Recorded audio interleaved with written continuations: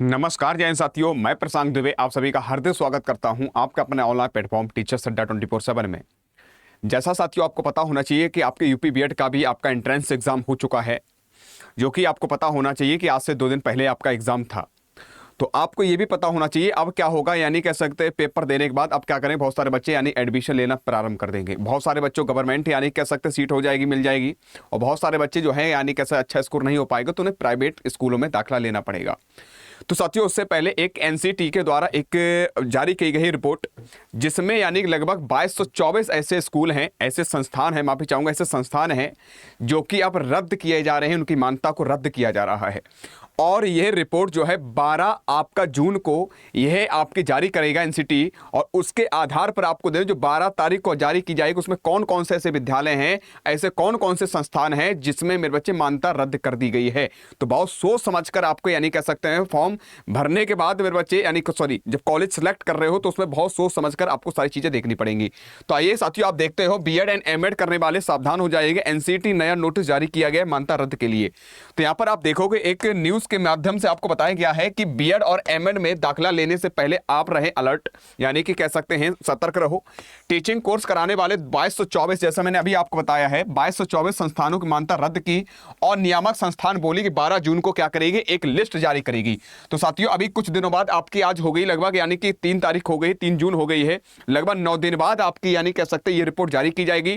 फिर आपको इसमें देख लेना है कौन कौन से ऐसे संस्थान हैं जिनकी मान्यता रद्द कर दी गई है। तो यहां पर लिखा भी है साथियों, नई दिल्ली बीएड एमएड जैसे टीचिंग कोर्स कराने वाले 2224 शिक्षण संस्थानों की मान्यता रद्द कर दी गई है, और नियामक संस्थान national council for teacher education, जैसे हम लोग बोलते हैं एनसीटीई, एनसीटी ने अब तक की सबसे बड़ी कार्रवाई की है। कुछ और संस्थानों की मान्यता रद्द करने की प्रक्रिया चल रही है, और भी किए जाएंगे, और माना जा रहा है कि 2700 से 3000 टीचिंग संस्थानों की मान्यता रद्द हो सकती है।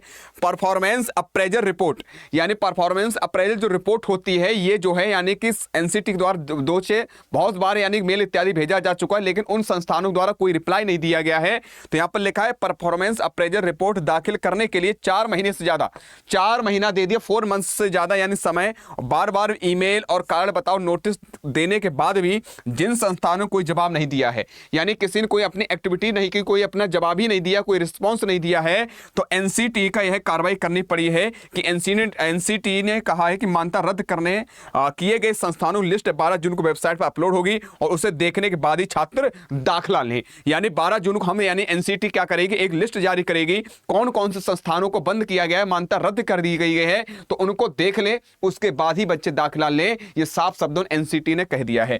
तो मैं तो यही कहूंगा साथियों, अब देरी मत करना है। जैसे ही आपका यानी कह सकते हैं जब दाखिला लो, जब आप एडमिशन लो, तो उससे पहले पूरे जांच लेना है, परख लेना है, उसके बाद ही क्या करना है, ये सारी चीजें करना है। बाद बाकी साथियों ये आपकी प्रक्रिया थी, तो मैंने आपको बता भी दिया पूरा, यानी कि एनसीईआरटी के अकॉर्डिंग देखा जाएगा, नकली किताबों बनाने वाले पर एक्शन लिया जा रहा है, मतलब पूरा तैयारी है प्रक्रिया। तो इसलिए ये आपके लिए न्यूज थी, तो ये आपके लिए हित के लिए थी।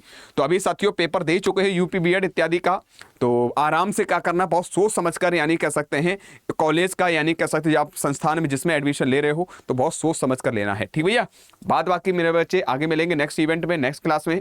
तब तक के लिए अपने अपने परिवार का ध्यान रखिएगा।